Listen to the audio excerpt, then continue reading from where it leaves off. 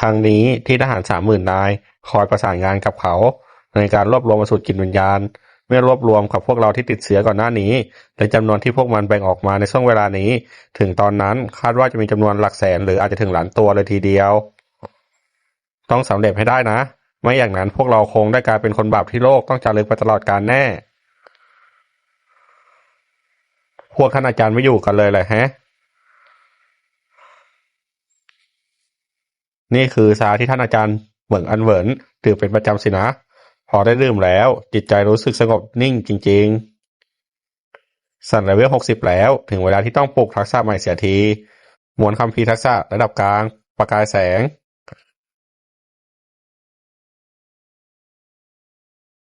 มวลคัมภีร์ทักษะเริ่มทำงานแล้วทำไมทักษะใหม่ยังไม่ตื่นขึ้นมาอีกกันนะหรือเป็นเพราะว่าทักษะนี้แข็งแกร่งเกินไปจนคัมภีร์ใบเดียวไม่พอที่จะกระตุ้นมัน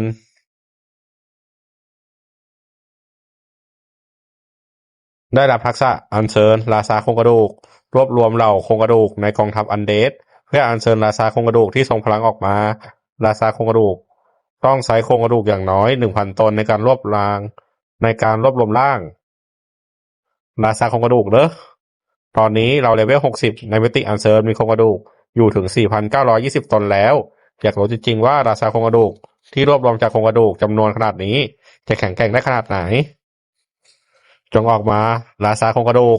อัญเชิญราชาโครงกระดูก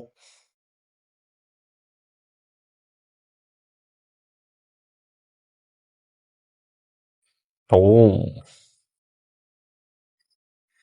ราชาโครงกระดูกจำนวนโครงกระดูก 1,000 ตัวพละกำลัง 52,500 ความว่องไว 52,500 พลังวิญญาณ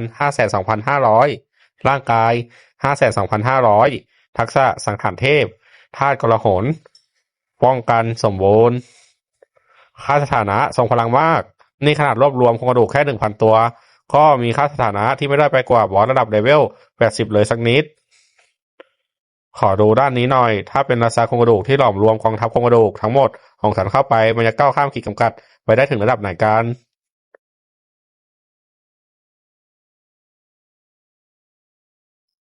ราชาโครงกระดูกจำนวนโครงกระดูก 4,000 ตัวพละกำลัง 1,50,000 ตัวความว่องไว 1,50,000 พลังวิญญาณ 1,50,000 ร่างกาย 1,50,000 ทักษะสังหารเทพธาตุแห่งความโกลาหลป้องกันอย่างสมบูรณ์สังหารเทพระเบิดความเสียหายกายภาพ10เท่าของค่าพลังคูลดาวน์1นาทีธาตุกลาหลระเบิดความเสียหาย10เท่ากับค่าพลังวิญญาณคูลดาวน์1นาทีป้องกันสมบูรณ์ต้านทานความเสียหายทุกประเภท 99% การสถานะผิดปกติทั้งหมดต่อเนื่อง1นาทีคูลดาวน์10นาทีทักษะฝืนลิขิตสวรรค์ค่าสถานะบ้าคลั่งเกินไปแล้วไม่เพียงจะมีค่าสถานะที่เทียบเคียงระดับเทพแต่ยังรวบรวมทักษะสุดแกร่งของทั้งนักรบจอมเวทและอัศวินไว้ในร่างเดียวเมื่อมีราชาโครงกระดูกตอนนี้ฉันก็แข่งพอที่จะท้าดวลต่อตัวกับบอสทุกตัวที่ต่ำกว่าระดับเทพได้แล้วถ้าหากราชาของถ้าหากราชาทมิฬปีศาจมาอีกรอบไม่แน่ว่าฉันจะฆ่ามันได้โดยไม่ต้องพึ่งพาแก่นโลหิตแห่งเทพพิษแล้วก็ได้กลับเข้าไปในมิติอัญเชิญเถอะถึงเวลาไปท้าทายดันเจี้ยนช่วงกลางของเทือกเขาคุรุ่นแล้วมัวแต่สนใจทดสอบทักษะจนไม่ได้สังเกตสภาพแวดล้อมลานบ้านเลยสวยแล้วเร็วๆเข้าจะให้พวกอาจารย์มาเห็นข้าไม่ได้เด็ดขาดเทือกเขาคุนหลุนดูเหมือนว่าน่าจะเป็นดันเจี้ยนช่วงกลางของวิหารเทพคุนหลุนสินะถือโอกาสนี้ทดสอบพลังของนักรบของราชาโครงกระดูกไปเลยแล้วกันไอ้หมอนั่นมันบ้าไปแล้วที่นี่ไม่ใช่เขตเริ่มต้นทัฟเฟยเดี๋ยวนะแล้วเด็กโง่นั่นบุกเข้าไปดันเจี้ยนไปคนเดียวกันเหรอช่วงนี้ได้ยินมาว่าท่านเทพนายพลหลินมาเก็บเลเวลที่วิหารเทพคุณหลุนสันว่าเขาคนนั้นน่าจะเป็นนายพลหลินนะจริงด้วยกล้าลุยเดี่ยวที่นี่ถ้าไม่ใช่ท่านเทพนายพลหลินแล้วจะเป็นใครได้อีกที่แท้ก็ท่านเทพนายพลหลินถ้าอย่างนั้นก็ไม่แปลกใจเลยวิหารเทพคุณหลุนดันเจี้ยนช่วงกลางอินซีลบคุณหลุนมอนเตอร์ระดับหัวหน้าเลเวล66มีลบคุณหลุนมอนเตอร์ระดับหัวหน้าเลเวล66อสรพิษลบคุณหลุนมอนเตอร์ระดับหัวหน้าเลเวล67 ต้องออกมาราชาโครงกระดูก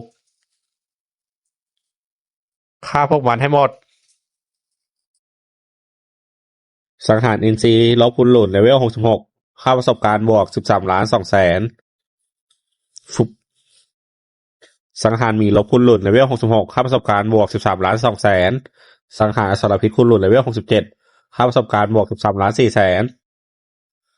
ราชาโครงกระดูกแข็งแกร่งเกินไปจริงๆไม่ต้องประชันหน้ากับมอนเตอร์พวกนี้ส่วนใหญ่คือการฆ่าในพริบตามาได้จังหวะพอดีราชาโครงกระดูกจัดการพวกมันซะธาตุโกลาหลโอ้มสังหารหมีลบคุณหลุนเลเวล66ค่าประสบการณ์บวก13,200,000สังหารอินทรีย์คุณหลุนเลเวล66ค่าประสบการณ์บวก13,200,000สังหารอินทรีย์คุณหลุนเลเวล66ค่าประสบการณ์บวก13,200,000อนุภาพไม่เร็วเลยทีเดียวบอสกำลังจะออกมาแล้วงั้นเลยราชสีห์ลบคุณหลุนมอนเตอร์ระดับหลอดเลเวล75พละกำลัง214,000ความว่องไว214,000พลังวิญญาณ152,000ร่างกาย300,000ทักษะคำรามกึกก้องคำรามกึกก้องว้าโอม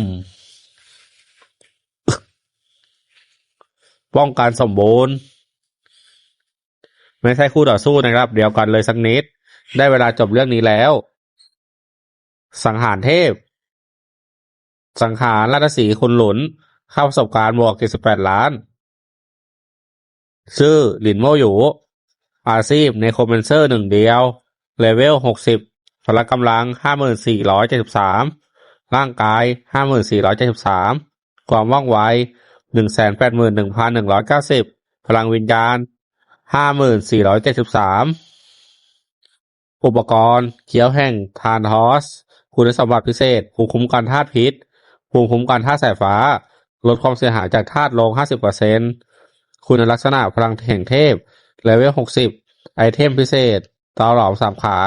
ยังใช้งานไม่ได้มิติอัญเชิญ4,920ทับ4,920พรสวรรค์เสริมพลังรอบด้านหนึ่งเดียวเชื่อมต่อรูปแบบหนึ่งเดียวทักษะติดตัวภูมิคุ้มกันสถานะถ่ายโอนความเสียหายทักษะสายงานปีกสายฟ้าโครงกระดูกระดับ4เพลิงเผาวิญญาณระดับ60ศพระเบิดระดับ60เกาะโครงกระดูกระดับ60คุกโครงกระดูกระดับ60วงแหวนดาวพิษระดับ60ยกระดับกองทัพทักษะอัคระ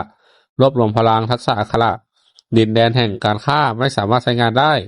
รายชื่อโครงกระดูกอันเชิญนักรบโครงกระดูกนักธนูโครงกระดูกนักเวทกระดูกแม่ทัพเวทโครงกระดูกราชาโครงกระดูกค่าประสบการณ์ที่นี่เยอะจุดใจจริงๆช่วงนี้เก็บเลเวลอยู่ที่นี่ได้สบายใจไปเลยท่านเทพนายพลหลินสันตาฝาดไปใช่ไหมท่านเทพนายพลหลินกลับเข้าดันเจียนไปอีกรอบแล้วงั้นเหรอถ้าจำไม่ผิดท่านเทพนายพลหลินเพิ่งจะเข้าไปเมื่อกี้ไม่ใช่เหรอนั่นสิเหมือนจะยังไม่ถึงครึ่งชั่วโมงเลยด้วยซ้ำเขาเคลียร์เสร็จออกมาแล้วพวกเราต่อให้จัดทีมลุยยังต้องใช้เวลาตั้ง10 กว่าชั่วโมงถึงจะผ่านได้แต่ท่านเทพนายพลหลินลุยเดียวจบได้ในเวลาไม่ถึงครึ่งชั่วโมงเนี่ยนะแข็งแกร่งเกินไปแล้วมีท่านเทพนายพลหลินอยู่เผ่ามนุษย์ของเรามีความหวังในอนาคตแย่แล้วเกิดเรื่องใหญ่แล้วเกิดอะไรขึ้นจักรพรรดิหายตัวไปตาแก่หายไปงั้นเหรอนายไปที่เกาะสร้างเทพดูหรือยังปกติตาแก่ไม่มีทางทิ้งเกาะสร้างเทพไปง่ายๆแน่ไปมาแล้วแต่ไม่เจอตาแก่เลยดูถ้าจะเกิดเรื่องที่นอกเหนือความคาดหมายของพวกเราเข้าแล้วตอนนี้ได้แต่ลองดูว่าจะติดต่อเจียงอี้ได้หรือไม่ข่าวเรื่องการหายตัวไปของจักรพรรดิห้ามแพร่งพรายออกไปเด็ดขาดเมื่อไม่มีจักรพรรดิช่วงเวลานี้เกรงว่าพวกเราต้องแบกรับแรงกดดันจากทุกสารทิศด้วยตัวเองแล้วสนามทดสอบนิลานพื้นที่ชั้นบนอาจารย์คะพวกเรามาที่นี่สนามทดสอบนิรันดร์กันทำไมคะมาพบกับตัวตนที่แข็งแกร่งผู้หนึ่งผู้แข็งแกร่งที่สุดในมวลมนุษย์ตี้เหยียนแอนทาเลสตี้เหยียนแห่งเผ่ามนุษย์ขอคารวะท่าน กลิ่นอายพลังสร้างแข็งเหลือเกิน ท่านผู้นี้คือใครกันแน่ เจ้าแก่สารเลวอย่างเจ้า นึกไว้ถึงเลยว่าจะยังไม่ตายอีกนะ ยอมเสียแรงมหาศาลเพื่อต้านทานพลังขับไล่ของพื้นที่สันบนเพื่อมาที่นี่ มีธุระอะไรอย่างนั้นเหรอ ข้อตกลงระหว่างผมกับท่านยังไม่บรรลุ ผมจะกล้าตายได้อย่างไร โอ้ ถ้าพูดแบบนี้แสดงว่าเจ้าหามุกมังกรเจอแล้วกันเหรอ ใช่ครับ ผมหาเจอแล้ว ผมต้องการทำข้อตกลงนี้ให้สำเร็จสิ้น ย่อมได้จงบอกความปรารถนาของเจ้ามา ผมขออยากให้ท่านเอนทาเลสแบ่งเสี้ยว7 ตำแหน่งเพื่อคุ้มครองสิทธิ์ของผม เพื่อให้เธอปลอดภัยจนกว่าจะกลายเป็นตัวตนระดับครึ่งก้าวสู่เหนือเทพ แม้ผมจะรู้ดีว่าท่านไม่อยากก้าวก่ายเรื่องของเผ่าพันธุ์มนุษย์ แต่ผมคิดว่าคำขอนี้คงไม่ขัดต่อหลักการของท่าน อาจารย์ หรือว่าที่นี่คือเหตุผลที่อาจารย์พาเรามาที่นี่ หืม จะว่าได้มันก็ได้อยู่หรอก แต่ว่าทำไมบนตัวเจ้าถึงมีกลิ่นอายของเจ้าหนูนั่นอยู่ด้วยล่ะ